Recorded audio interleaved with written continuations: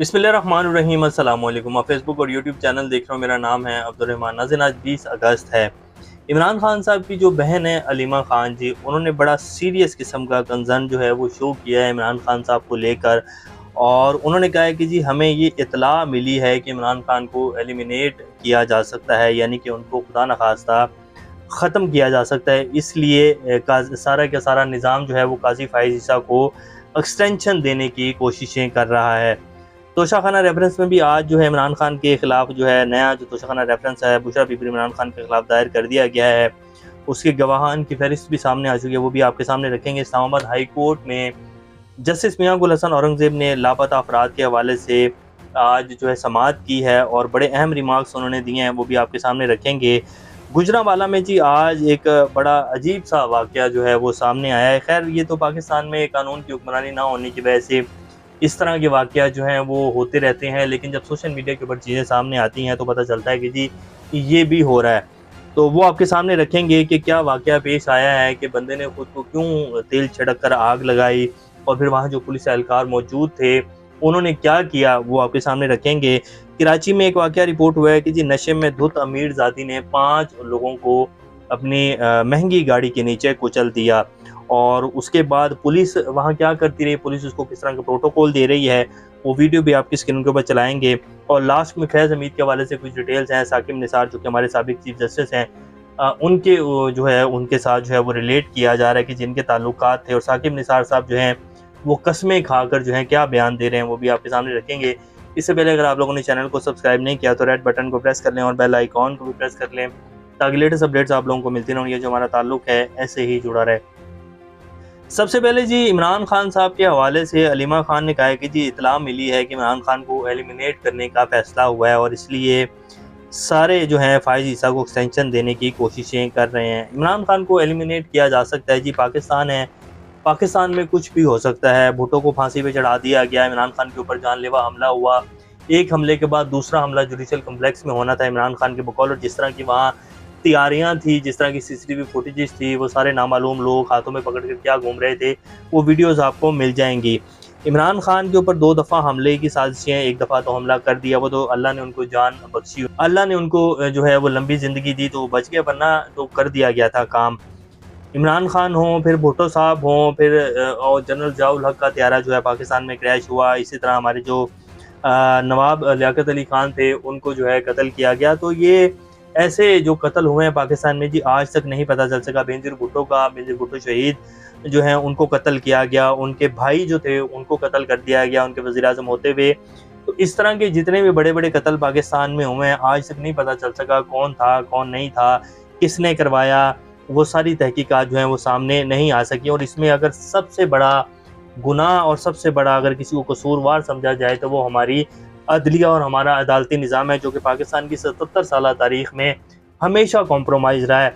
अब जाकर जो है कुछ नज़र आ रहा है, उसमें भी अगर आप कहें कि आटे में नमक के बराबर नज़र आ रहा है कि जी वाक़ई हमारी अदलिया जो है वो कह रही है कि नहीं जी अब ऐसे नहीं चलेगा। जिस तरह की हमारी अदालतें अब समाअत कर रही हैं, जो हमारी अदालतें फ़ैसले दे रही हैं, जो कुछ जजेज़, सारी अदालतें नहीं, कुछ अदालतें और कुछ जजेज़ जो हैं वो जिस तरह आइन को लेकर खड़े हुए हैं, जैसे कि 6 जजेज़ ने ख़त लिखा। पाकिस्तान की तारीख़ में कभी भी अदलिया के सीनियर जजेज़ ने ऐसा ख़त नहीं लिखा कि जी हमें मुदाखलत की जा रही है, हमें ब्लैकमेल किया जा रहा है, हमारे घर वालों को उठाया जा रहा है, हमें जो है डराने की कोशिशें की जा रही हैं। तो ऐसा पाकिस्तान की तारीख़ में अदलिया के निज़ाम में कभी नहीं हुआ कि किसी जज ने कहा हो कि जी ये एजेंसियाँ, अदारे जो हैं हमारे साथ ये कर रहे हैं, हमें फ़ैसले नहीं करने दे रहे हैं।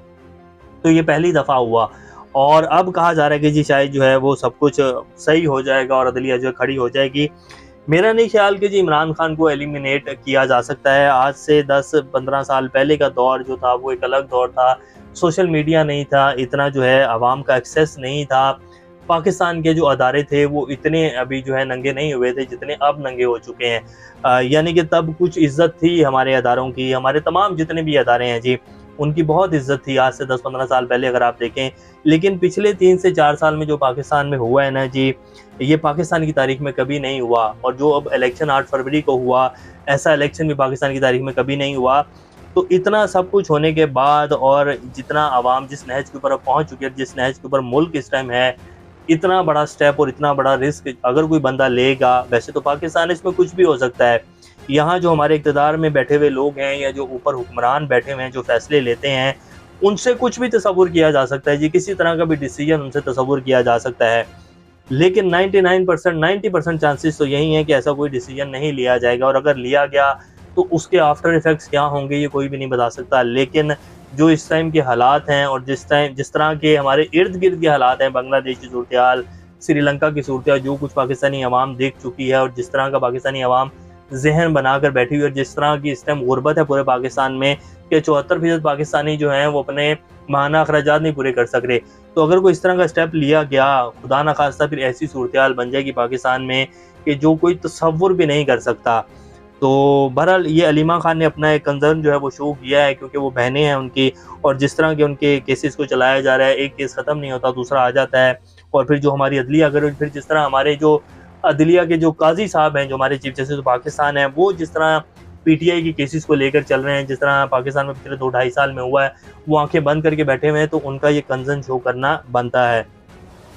अब तोशाखाना रेफरेंस में भी जी आज जो है दूसरा जो तोशाखाना रेफरेंस वो दायर कर दिया गया और तकरीबन 22 के करीब गवाह जो हैं उनके नाम सामने आ गए, जिनमें इमरान खान के साबिक मिलिट्री सेक्रेटरी भी हैं, जो प्राइम मिनिस्टर हाउस के कुछ मुलाजमीन थे उनका भी नाम है, इसी तरह इमरान खान के जो कुछ मुलाजिम थे उनका भी नाम डाल दिया गया है। तो ये बहरहाल एक नया रेफरेंस जो है दायर कर दिया गया है और मिलेगा इसमें से भी कुछ नहीं, सिर्फ मकसद ये है कि इमरान खान को मजीद अंदर रखना है और इमरान खान जो है वो मान नहीं रहा है।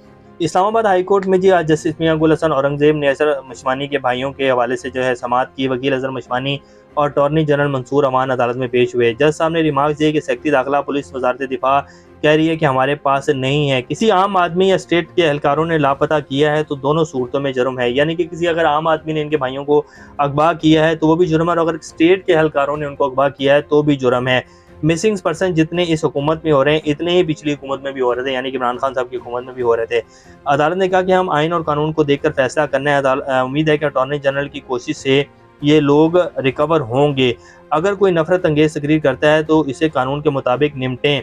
इसमें इसके भाइयों का क्या कसूर है? बाप बेटे का और बेटा बाप का जिम्मेदार नहीं ठहराया जा सकता। अदालत ने कहा कि अगर सीसीटीवी मौजूद है तो इसे अदालत में लगाएंगे। बाद अदालत ने सीसीटीवी फुटेज तलब करते हुए जुमेरात तक समाअत मुलतवी कर दी। उन्होंने कहा कि अटॉर्नी जनरल साहब जो हैं वो उम्मीद है कि रिकवर करेंगे। लगता है कि आज अटॉर्नी जनरल साहब ने जज साहब को जो है कोई यकीन दहानी करवाई है, जिसकी वजह से जज साहब जो हैं वो कुछ नॉर्मल रहें। वरना जज साहब जो थे मियां गुल हसन औरंगजेब साहब, उन्होंने कहा था कि अगर अगली समाअत के ऊपर मुझे कोई वाज़ेह आपने सबूत ना दिए और कुछ ना बताया तो फिर मैं अपना दिमागी तवाज़ुन जो है वो खो बैठूंगा और फिर मैं क्या कर सकता हूँ, आप मुझसे शिकवा मत कीजिएगा।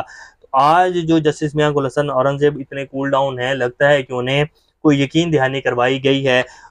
नेक्स्ट समाअत में जो है काफ़ी सारी चीज़ें सामने आ जाएंगी। गुजरांवाला में जी आज एक बंदा जो है, ये तस्वीर आपकी स्क्रीन को भी चला देते हैं, गुजरांवाला थाने गया तो उसने वहां जाकर जो है मुतालबा किया पुलिस से कि जी मेरी बीवी जो है उसको अगवा किया गया है। उसने मुल्जिमान के नाम भी लिए लेकिन पुलिस जो है वो कार्रवाई नहीं कर रही थी। तो उसने तंग आकर फिर पुलिस जो है उससे पैसे भी डिमांड कर रही थी। तो उसने तंग आकर जो है अपने आप को तेल छिड़का और आग लगा ली। वहाँ फिर वो जो जितने भी एहलकार थे वो भागे, उन्होंने पानी डाला और जो उसको कपड़ा डालकर बचाया।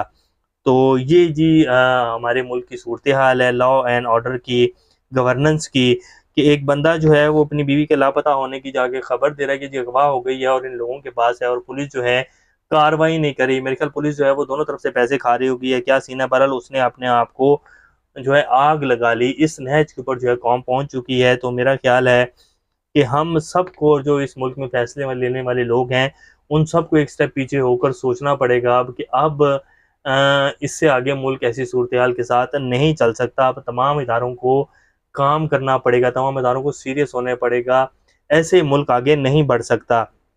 इसी तरह फिर कराची में एक वाक़या हुआ है जी, ये वीडियो आपकी स्क्रीन के ऊपर चल रही है, जिसमें ये नशे में धुत थी, अमीरज़ादी कोई हैं।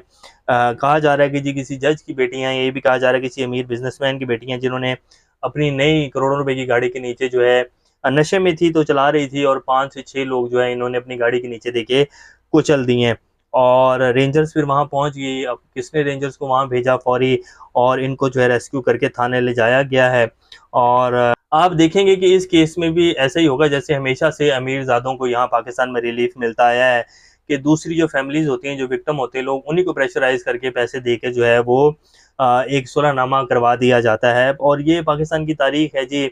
शाहरुख जतोई के केस से लेकर जितने भी बड़े बड़े केसेस पाकिस्तान में हुए हैं, उनका एंड जो है वो यही निकलता है। मीडिया 5-10 दिन 15 दिन शोर मचाएगा और उसके बाद सारी चीज़ें ठंडी हो जाएंगी और आराम से जो है वारदात डाल दी जाएगी। ये पाकिस्तान में जी लॉ एंड ऑर्डर की सूरत हाल है। अब लास्ट में जी साकिब निसार साहब के हवाले से कहा जा रहा था कि जो उनके भी कोई फैज़ हमीद से ताल्लुकात हैं, जो हमारे साबिक चीफ जस्टिस हैं, उनको भी अरेस्ट किया जा सकता है। फिर वो पिछले कोई 7 अगस्त से जो है फैज़ हमीद की गिरफ्तारी से पहले जो है वो लंदन गए हुए थे। तो उनकी जब ये खबर चली कि जी वो मुल्क में भी नहीं है, तो वो उसको भी रिलेट कर दिया गया कि जी वो शायद भाग गए हैं।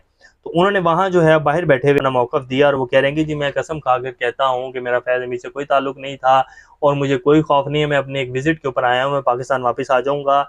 इस तरह की बातें जो है मत की जाएँ, कोई ताल्लुक नहीं है, कोई उससे फ़ायदे नहीं लिए, यानी कि मैं फैज़ से जो है वो मेरा उससे कोई लेना देना नहीं है। हाँ, हमारी जो है वो शादियों में इधर-उधर मुलाकातें होती थी, जैसे पाकिस्तान के बाकी तमाम अफ़सरान जो हैं, जो कि पाकिस्तान गवर्नमेंट के मुलाज़िम हैं, वो मिलते हैं, इसी तरह हम मिलते थे। इसके अलावा मेरा उससे कोई लेना देना नहीं है और कोई ऐसे जो है मैंने उनसे ना फ़ायदे लिए और ना ही उन्होंने मुझसे भी ऐसी डिमांड्स की थी जो मैंने पूरी की हूँ, तो इस तरह का कोई सीन नहीं है। तो ये जी इस टाइम की कुछ पाकिस्तान की सूरत हाल है। इंशाल्लाह नेक्स्ट अपडेट के साथ दोबारा आप लोगों के सामने हाज़िर होंगे, तब तक अपना और चैनल का ख्याल रखिएगा। अल्लाह हाफ़िज़।